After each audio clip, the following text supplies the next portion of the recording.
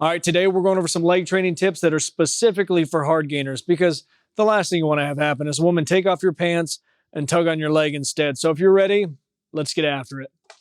Now, I always feel like everyone can benefit from a good heart-to-heart and a reminder that you could definitely be training those legs harder. But for hard gainers specifically, there's some unique insights that I can give you that are going to help you get those legs growing. The first thing I do is figure out what the hell you're supposed to be doing, because every time you see somebody in the gym that's just killing themselves on legs, but they don't have the results to show for it, it's because of one or two reasons. Either it's early in their lifting career, or the second more likely is they're screwing up every single exercise.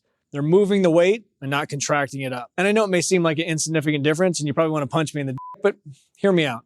Let's take an exercise like a split squat, because you can easily see the difference between somebody who's engaged with the muscles that are involved versus somebody who just wants to get it over with.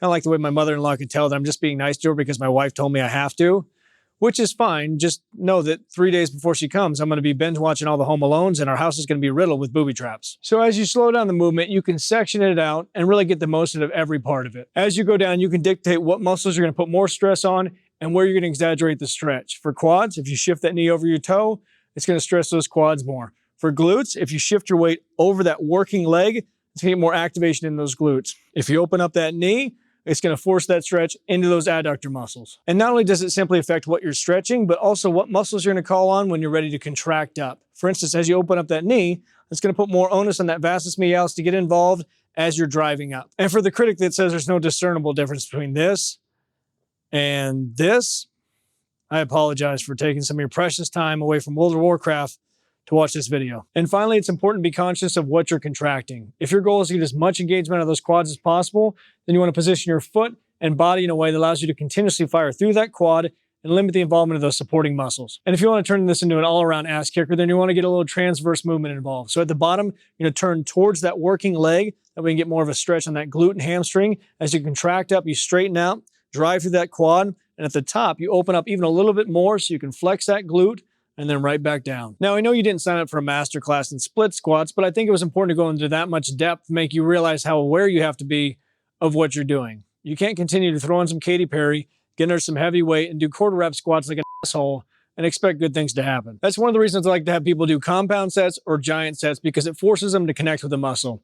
Even if you're completely oblivious and you're bouncing up and down singing you're a firework, if I put enough exercises in front of you that target the same muscle back to back to back, the only way you can screw it up is by cheating on the form itself. So what I would do is split your legs up into 2 separate days, because let's face it, when you're training quads, glutes, hamstrings, not even considering doing calves on that day, at least one of them is going to get neglected. And when your legs are growing, you can just pick which one's going to be the odd one out by putting it at the end of the workout. But when your legs look like they should come with one of those rubber awareness bracelets, you can afford to half-ass anything. Split them up to where one day you're doing quads and glutes, and then 3 to 4 days later, hit hamstrings and glutes, and then add those calves on an easier training day. And when in doubt, do more. More compound sets, giant sets, do more volume overall.